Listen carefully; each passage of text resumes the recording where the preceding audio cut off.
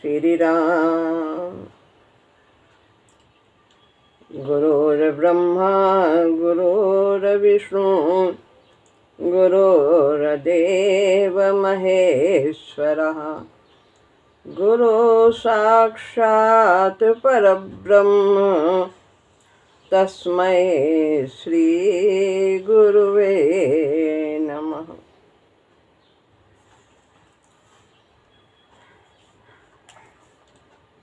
श्रीमद् भगवद गीता अध्याय 6 श्लोक है 20वां। यत्रोपरमते चित्तं निरुद्धं योगसेवया यत्र चैवात्मनात्मानं पश्यन्नात्मनि तुष्यति। 2 श्लोक लेते हैं, एक और पढ़ते हैं। सुखमात्यन्तिकं यत्तत् बुद्धिग्राह्यमतीन्द्रियं वेत्ति यत्र न चैवायं स्थितश्चलति तत्त्वतः।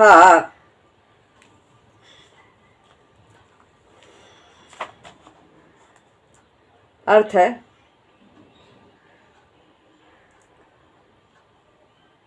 सांख्य योग के साधक के बारे में ही चर्चा चल रही है, जिसमें योग साधना के द्वारा रोका हुआ चित्त शांत हो जाता है। योग साधना यानी सांख्य योग की साधना विवेक पर जो आश्रित है, तो जब उस प्रकार साधना करते करते चित्त शांत हो जाता है, मन बुद्धि शांत हो जाती है, चंचलता समाप्त हो जाती है, कामनाएं शांत हो जाती हैं, और जिसमें आत्मा से आत्मा को देखता हुआ आत्मा में संतुष्ट होता है। आत्मन्येव आत्मना तुष्टा, सब में उसे अपनी ही आत्मा दिखाई देती। आत्मोपमेन सर्वत्र, जो आत्यांतिक सुख है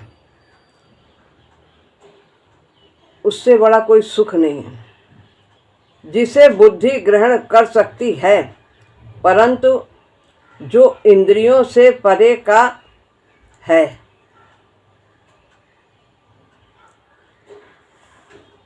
इंद्रियों की पहुंच नहीं है वहाँ तक, इंद्रियों से उसे अनुभव नहीं किया जा सकता, आँख के द्वारा, कान के द्वारा। तो इस प्रकार किसी भी इंद्रिय से उसको हम अनुभव नहीं कर सकते उस सुख का। उसे जिस अवस्था में जानता है, तो यहाँ पर अभी उसकी स्थिति का वर्णन कर रहे हैं। 2 श्लोक लिए हैं हमने, और उसके आगे अगर समय रहेगा तो फिर और आगे का श्लोक लेंगे। तो अर्थ इसका यहीं तक होता है।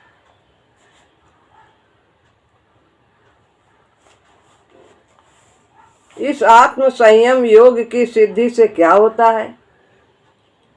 इस प्रकार की जब साधना करता है साधक ज्ञान मार्ग की यानी सांख्य योग की, तो उसे जो सिद्धि प्राप्त होती है उससे क्या लाभ होता है, जो सफलता प्राप्त होती है उससे क्या लाभ होता है, इसका सुंदर वर्णन हमें इन 4 श्लोकों में मिलता है। अभी हमने 2 श्लोक पढ़े हैं इसके। इस योग की सिद्धि में निर्विकल्प समाधि होती है, कोई संकल्प विकल्प नहीं होता, शून्य हो जाता है चित्त, कोई भी विचार नहीं रहते, वृत्तियां सभी शांत हो जाती हैं, जिसमें दृष्टा अपने स्वरूप में स्थिर हो जाता है, मन बुद्धि का विलय हो जाता है आत्मा में, और जो जीव है दृष्टा देखने वाला साक्षी है वह अपने स्वरूप में स्थित हो जाता है। अपना स्वरूप क्या है? हम आत्मा हैं, हम परमात्मा के अंश हैं।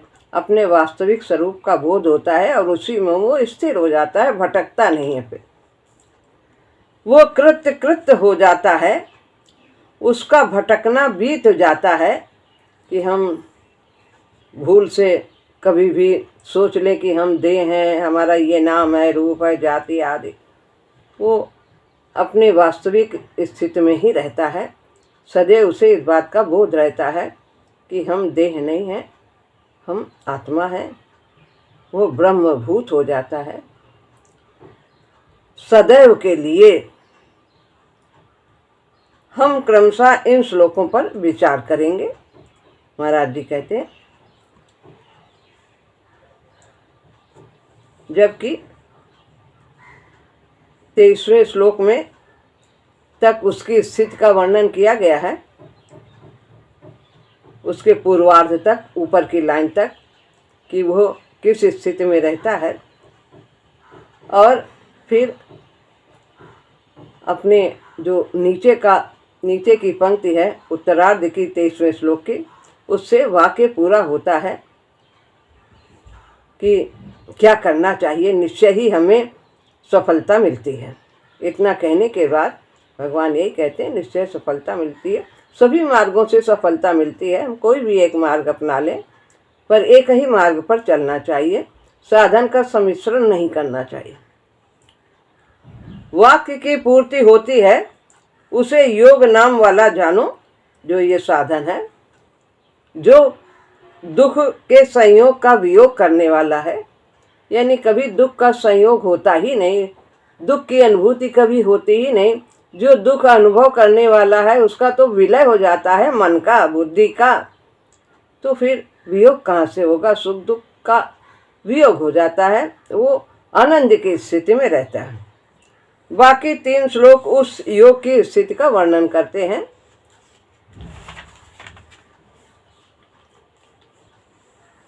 गुरुदेव कहते हैं, जहाँ जिस अवस्था में साधना की परिपक्व अवस्था में जब सिद्धि होती है, प्राप्त हो जाती है सफलता, उद्देश्य को प्राप्त कर लेता है साधक, जब साधना समाप्त हो जाती है, वही युक्त अवस्था में होता है। जिस अवस्था में, यानी साधना की परिपक्व अवस्था में जब सिद्धि होती है, जब साधना समाप्त हो जाती है, वही युक्त अवस्था में होता है। इस प्रकार तभी उसे युक्त अवस्था प्राप्त होती है, प्रभु से युक्त हो जाता है। जब साधना की परिपक्व अवस्था होती है, जैसे आम की परिपक्व अवस्था होती है, तभी उसे पाल में रखा जाता है। योग सेवा के द्वारा रोका हुआ चित्त उपराम को पा जाता है। साधना करते करते, इस योग की साधना के द्वारा चित्त शांत हो जाता है। चित्त में क्या होता है? मन बुद्धि में विचार आते जाते, संकल्प आते जाते, वृत्तियां आती जाती, बदलती रहती, तो वह सब शांत हो जाते हैं। योग सेवा तो साधना है, जिसका ऊपर के श्लोक में वर्णन है। यह साधना चित्त को रोकने का उपाय है। उस प्रयास के करते करते चित्त हार जाता है, अपनी चंचलता छोड़ देता है। जैसे घोड़ा को बहुत जब थकाया जाता है, फिर वो बैठ जाता है, शांत हो जाता है। तो इस प्रकार साधना करते करते चित्त हार जाता है, अपनी चंचलता के स्वभाव को खो देता है। जैसे चंचल घोड़ा थक कर हार जाता है और सीधा हो जाता है, फिर उस पर सवारी किया जा सकता है। फिर ऐसे ही चित्त को भी अपने बस में करके अपने उद्देश्य तक पहुंचने में सहायता ली जाती है।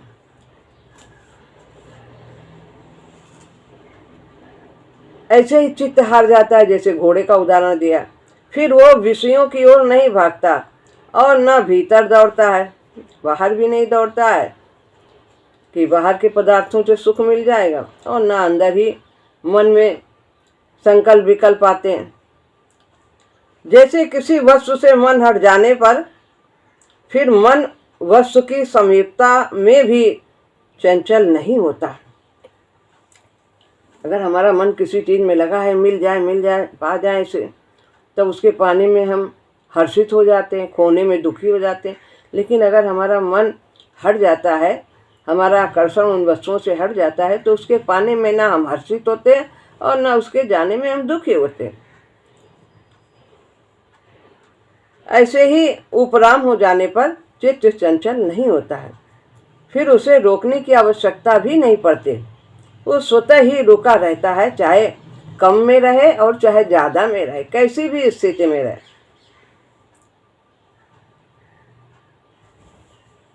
बीसवें के अपराध में कहा गया है, ये जो पहला श्लोक है, तो अपनी आत्मा में ही आत्मा से संतुष्ट रहता है। यत्र चैवात मनात्मानम तो पश्यन्नात्मनि तुष्यति, उसी में संतुष्ट रहता है।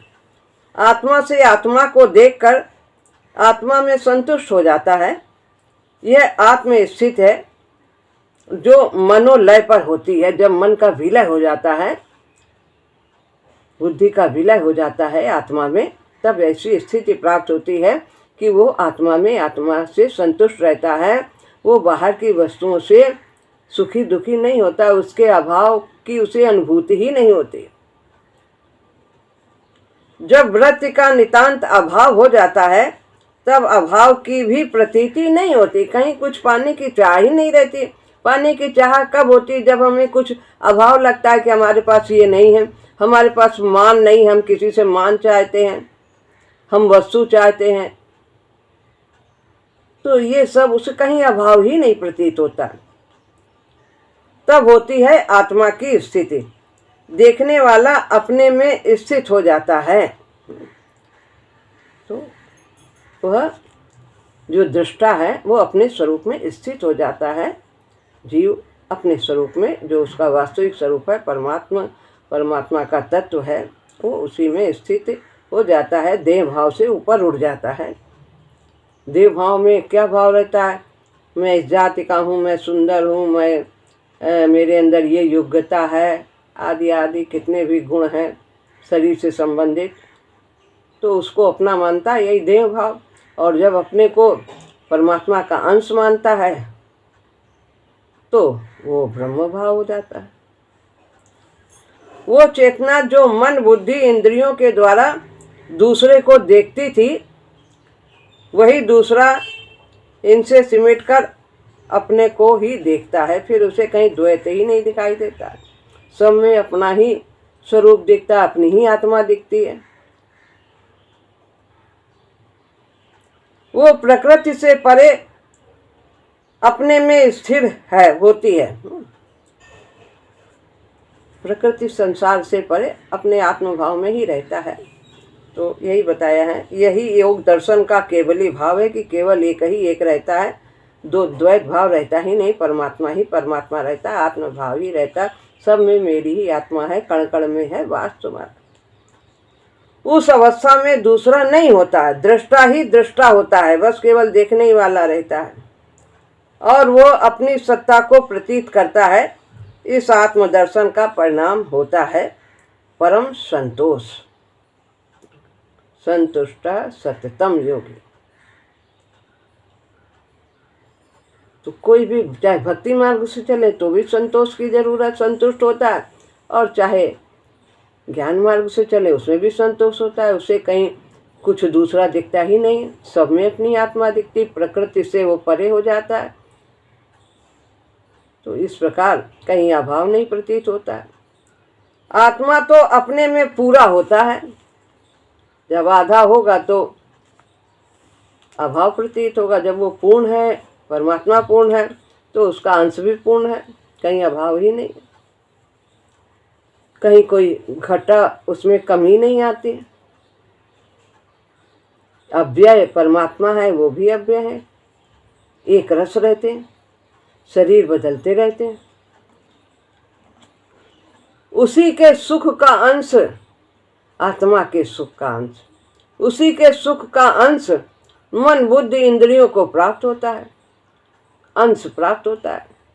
तो मन जहाँ लग जाता है, विषय में लग जाता है, वस्तु में लग जाता है, ये जो सब जगह में थोड़ा थोड़ा सुख प्रतीत हो रहा है, क्योंकि सब में आत्मा का वास है, तो उसी का अंश हम थोड़ा सा पा जाते हैं उस सुख का, हम उसी को बहुत कुछ समझने लगते हैं। जब आत्मबोध हो जाता है तब तो परमानंद की अनुभूति हो जाती है, उस आनंद की सीमा ही नहीं रहती, पर हम सुख से ही तृप्त हो जाते हैं कि बस इतना ही काफ़ी है, जो कि आने और जाने वाला है। तो उसी के सुख का अंश मन बुद्धि इंद्रियों को प्राप्त होता है। जैसे भगवान के गुण हैं सब, वो अनंत गुण हैं, और उनमें से कुछ किसी में थोड़ा सा एक अंश गुण किसी योग्यता में है, किसी योग्यता में है, कोई रूप में है, कोई बुद्धि में है, कोई यश में है, कोई त्याग में है, आदि आदि। ये जो है एक अंश में ही हम फूले नहीं समाते, उसी में अहंकार भर लेते हैं। और वो अंश क्यों प्रतीत होता है? ये सब थोड़ा थोड़ा कुछ ना कुछ गुण, क्योंकि उसमें परमात्मा विद्यमान है। जब वो पूर्ण रूप से परमात्मा में से युक्त हो जाता है तब पूर्ण रूप से उसके गुण प्रकट होने लगते हैं, प्रभु के गुण उसमें, फिर वो कृतकृत हो जाता है। वो साधक अपनी शक्ति और ज्ञान में भी पूरा हो जाता है। ऐसा साधक पूरा हो जाता है क्योंकि वो प्रभु का यंत्र हो जाता है, उसकी शक्ति असीम हो जाती है।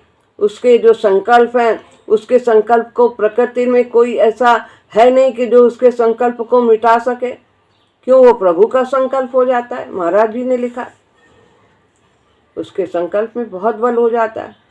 तो ऐसे युक्त साधक है, अपने पूर्णत्व की अनुभूति के अभाव के कारण ही तो वह व्याकुल हुआ सुख को प्रकृति में प्रकृति के द्वारा खोजता है कि इस वस्तु से सुख जो मिल जाएगा, इस मनुष्य से सुख मिलेगा, घर से सुख मिलेगा, धन से सुख मिलेगा, ऐसा प्रकृति है, और इसमें वो सुख खोजता है क्योंकि उसे अपने वास्तविक स्वरूप की अनुभूति नहीं।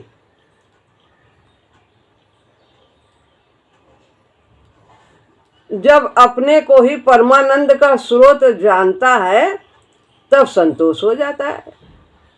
उससे जो बाहर चाहते उससे तो अनंत गुना हमारे अंदर आनंद भरा,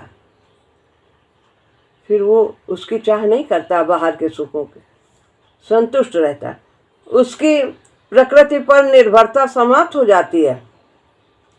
अपने अजर अमर अविनाशी भाव को पाकर उसे संतोष ही संतोष होता है कि हम तो नित्य हैं, अजर हैं, अमर हैं, अविनाशी हैं, हमारा कभी नाश नहीं हो सकता, क्योंकि भगवान के हम तत्व हैं, उन्हीं के हम अंश हैं। जो गुण उनमें है वही हमारे में। हम तो परा प्रकृति हैं, हम अपरा तो है नहीं। अपरा तो देह है, ये बदलती रहती है। आनंद की खोज समाप्त हो जाती है। कस्तूरी तो मृग नाभ में रहती है, परंतु मृग जानता नहीं, इसलिए भटकता फिरता है। कहा है कवि ने, कस्तूरी कुंडल बसे मृग ढूंढे बन माही, ऐसे घट घट राम है और दुनिया देखे नाही। हमारे अंदर ही है। तो हिरण का उदाहरण दिया, उसके नाभि में ही है, फिर भी दौड़ता फिरता, कहाँ से मिल जाए, कहाँ से मिल जाए। दिल के आईने में है तस्वीर मेरे यार की, जब जरा गर्दन झुकाई और देख ली। गर्दन झुकाने का मतलब क्या है? अहंकार को छीन करो, जो मैं है, तो यही अनुभूति नहीं करने देता। जब वो जाने तो भटकना समाप्त हो सकता है। ऐसी ही दशा मनुष्य की है। जब हिरण की जो है दशा से उदाहरण दिया, मनुष्य की भी ऐसी ही दशा है। परमानंद तो उसमें है, उसी में है, परंतु वो इस बात को न जानकर उसे अन्यत्र खोजता है, कहाँ कहाँ ढूंढता है। वहाँ चले जाए, दूर चले जाए, पहाड़ में चले जाए, वो मंदिर कितनी दूर, कहाँ कहाँ। मन चंगा तो कठौती में गंगा। अपने अंदर कोई भी साधन नहीं बन पा रहा, कुछ नहीं बन पा रहा, कोई आवश्यकता नहीं है, किसी के सहारे की आवश्यकता नहीं, कुछ नहीं कि हमें 4 लोगों के सहायता की जरूरत हो। भगवान को पाने में तो सभी व्यक्ति समर्थ हैं, योग्य हैं, स्वतंत्र हैं। तो इस प्रकार सभी में सामर्थ्य है, सभी को अधिकार प्राप्त है, सभी प्राप्त कर सकते। प्राणी मात्र, यहाँ तक कि पशु पक्षी भी उदाहरण में बिरले आ जाते हैं, ऐसे आते हैं। देखा हमने किसी में इसमें व्हाट्सएप में कि चूहा को हमने बजाते राम राम राम राम राम राम की धुन हो रही, वो बजा रहा, क्या कोई संस्कार है? तो इस प्रकार आगे 21वें श्लोक में उसी सुख का वर्णन किया गया है। अब ये 21वां श्लोक आ रहा। व्यक्ति उस अवस्था में जानता है उस सुख को, जब ये अवस्था प्राप्त कर लेता है योग साधना के द्वारा, तब उस सुख का अनुभव करता है, और जो कि कभी आके जाने वाला नहीं होता है। सांसारिक वस्तुएं तो प्राप्त करके क्षणिक सुख अनुभव करते हैं, तुरंत थोड़ी देर में वो सुख कम होने लगता है, और दूसरी कामना आने से फिर हम उसके चक्कर में पड़ जाते हैं। इससे बड़ा उसमें ज़्यादा सुख है, और उसको पाने में कितना एड़ी का चोटी का पसीना किया, एक कितनी मेहनत से पाया, लेकिन एक क्षण में वो सुख धीरे से फिर कम होने लगता है प्राप्ति के बाद। वह सुख कैसा है? आत्यांतिक, अत्यंत, बहुत ही ज्यादा आत्मा का सुख, जिसमें अतिशय की सीमा है, जो बड़े से बड़ा है। अतिशय माने बहुत अधिक की सीमा है, जो बड़े से बड़ा है, जिससे बढ़कर कोई सुख नहीं है। आत्मा के सुख के बराबर तो कोई भी सुख नहीं है। आत्मा अनंत है, देश तथा काल की सीमाओं से रहित है, स्थाणु है, अचल है, सनातन है, सदा रहने वाली है, सर्वत्र है। ये नहीं कि यहाँ पर है तो वहाँ नहीं है, वहाँ नहीं है तो यहाँ नहीं, सर्वत्र। देश काल की अभी है, बाद में नहीं है, सर्वकाल में है। शरीर तो अभी है वर्तमान में, फिर खत्म हो जाएगा, लेकिन आत्मा कभी नहीं खत्म होती।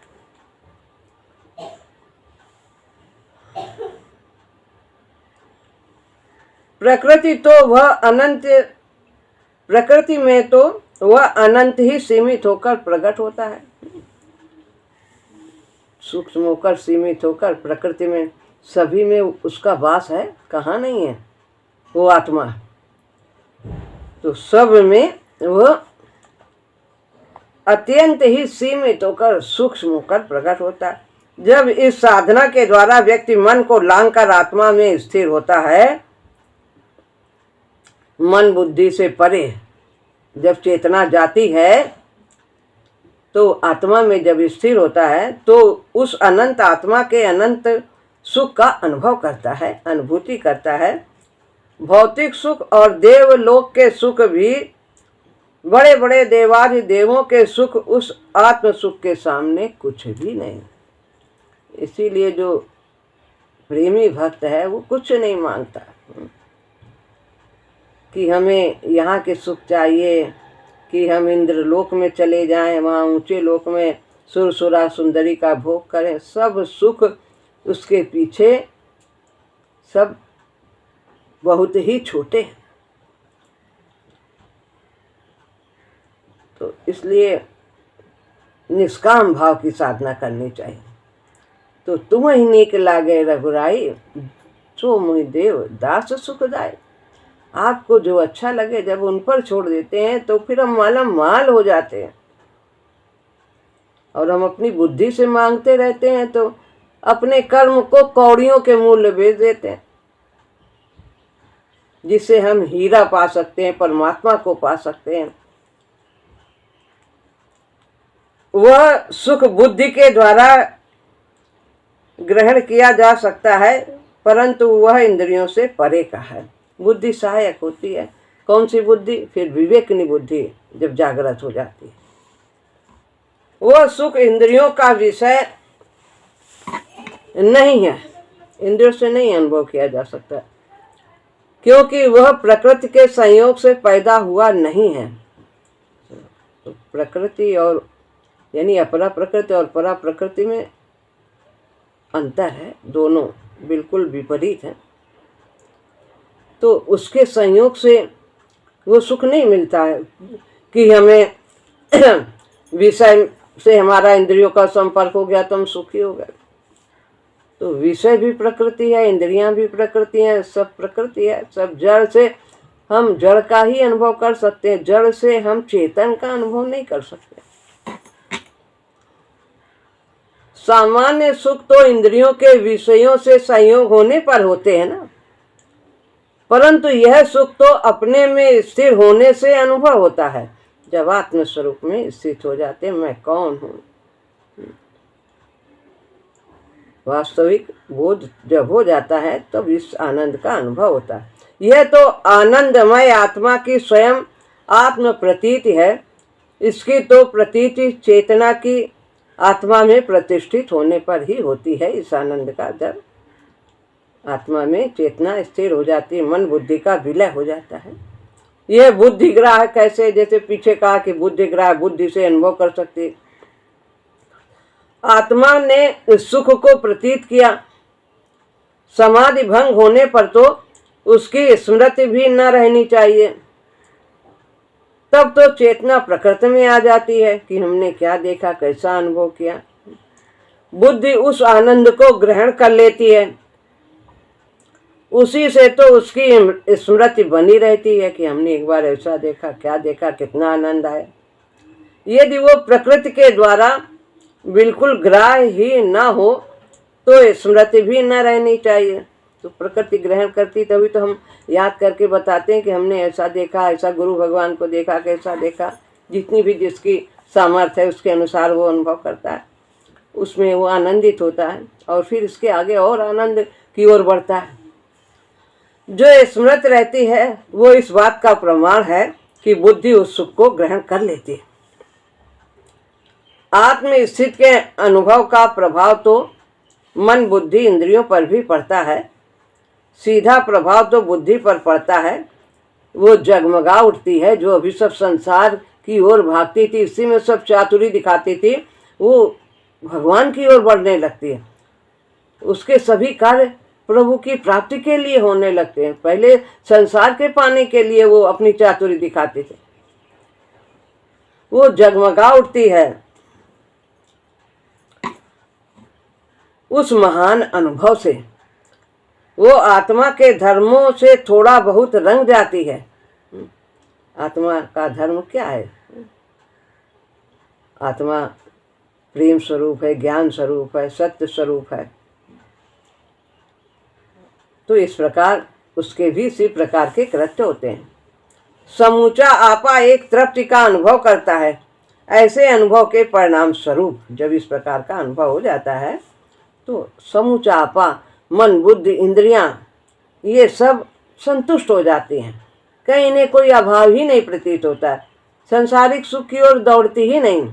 जब इस प्रकार के परमात्मा तत्व की अनुभूति, आत्म तत्व की अनुभूति हो जाती है तो सब समूचा आपा, ये जो मन बुद्धि इंद्रियां शरीर आदि हैं, ये सब तृप्त रहती हैं, नहीं तो विषयों से लालायित रहती, भागती रहती। और न चैवायम स्थित चलति तत्वतः, इसी का है श्लोक का। हाँ, और यह टिका हुआ तत्व से चलायमान नहीं होता है, और ये टिका हुआ तत्व से फिर किसी भी प्रकार से अपनी स्थिति से फिर वो डिगता नहीं है। जब जीव इस साधक इस स्थिति में पहुंच जाता है तो फिर विषयों के द्वारा फिर वो डिगाया नहीं जाता, इंद्रियों के द्वारा। यह साधक जिसने योग साधना के द्वारा सिद्धि लाभ की है, ऐसे साधक की चर्चा है। कहाँ टिका हुआ है? आत्मा में टिका हुआ है, शरीर में नहीं टिका हुआ, मन में नहीं टिका हुआ है। उसकी चेतना चित्त वो आत्मा में टिका हुआ है। ऐसा साधक क्या समाधि को लाभ करके फिर उठता ही नहीं? समाधि मिल गई तो क्या वहाँ से हटता नहीं कभी फिर? उसकी चेतना कहीं इधर उधर नहीं जाती, संसार में नहीं उठता है। परंतु उठने पर भी आत्म अनुभूत को इतनी दृढ़ता के साथ लेकर आता है कि चलायमान नहीं होता उस तथ्य से जिसको उसने अनुभव किया है इतनी साधना करके। फिर वो विचलित नहीं होता। समाधि अवस्था से साधु सहज समाधि बली, फिर वो सहज समाधि में रहता। आत्मबोध ही तत्व है, वही परम सत्य है। उसे व्युत्थान होने पर भी भूल नहीं जाता, समाधि से हटने पर भी उसका चलना फिरना, उठना बैठना, बात व्यवहार सब वो सचेत रहता है, अपनी स्थिति में ही रहता है, किसी भी कर्म से बंधता नहीं है। आत्मा की इस प्रकार की अनुभूति आत्म चेतना को सदैव के लिए जागृत कर देती है। फिर देहाध्यास नहीं होता है, फिर वह देह भाव में नहीं आता। फिर व्यक्ति अपने को मन बुद्धि अथवा तन समझता हुआ इनके ह्रास से दुखी नहीं होता है कि अब कमजोर हो गया, अब शरीर क्षीण हो रहा है, अब बुद्धि भी नहीं साथ दे रही, कुछ याद नहीं रहता है, अब शरीर छूट जाएगा। ये सब की उसको फिर फिक्र नहीं रहती, दुखी नहीं होता। फिर वो क्या करता है कि वे क्षण कस्य काम आए शरीर मन संजवरेत। क्या इच्छा रखता हुआ? किस कामना की तृप्ति के लिए व्यक्ति शरीर के साथ दुखी हो। वो यही सोचता है कि हम क्या चाहें, क्यों दुखी हों। शरीर कमजोर हो गया, शरीर में बीमारी हो गई, अभाव हो गया, धन का अभाव हो गया, अपमान हो रहा, तो इसके लिए हम क्यों दुखी हैं, इसके हम अनुकूलता क्यों चाहते हैं। फिर इसके लिए वो दुखी नहीं होता प्रतिकूलता आने पर। तो वो ऐसी इच्छा करता है, किसी भी चीज़ की इच्छा नहीं रहती सांसारिक, और सांसारिक इच्छा करके वो क्यों दुखी हो, ये बात है। फिर अगला जो इसका स्पष्ट अर्थ है कि भीतर एक बार आत्म स्थित होने पर व्यक्ति भूल नहीं सकता, उसका आत्मज्ञान लुप्त नहीं हो सकता। विकास की दृष्टि से देखते हुए कहना होगा कि संस्कारों के क्षय के निमित्त कई आंधियां आ सकती हैं, उनमें दृष्टि मैली हो जाएगी, परंतु वह क्षण भर के लिए ही होगी। कभी भी कुछ अगर आंधी आई, संसारिक आंधी का मतलब प्रतिकूलता रूपी आंधी, तो उसे वो दिखाई देगा सब क्या हो रहा है, लेकिन वो जो अनुभूति होगी कि अपमान हुआ, वियोग हुआ, क्या हुआ, लेकिन वो क्षणिक होगा और तुरंत वो अपनी स्थिति में रहता है, आ जाता है। यदि संस्कार पूर्ण रूपेण क्षीण हो गए हैं तो फिर व्युत्थान और समाधि की अवस्था में विशेष अंतर ही नहीं रहना चाहिए। तो अभी अगर कहीं जरा सी भी कमी तो क्षणिक आ सकता है, लेकिन यदि पूर्ण अवस्था को प्राप्त है तो कोई इसमें अंतर नहीं होता है, परंतु वो समय पाकर पूर्ण भी हो जाता है। तो इस प्रकार की इसमें साधना की बात कही गई है। अब अगला श्लोक अगले सत्र में होगा। श्री राम।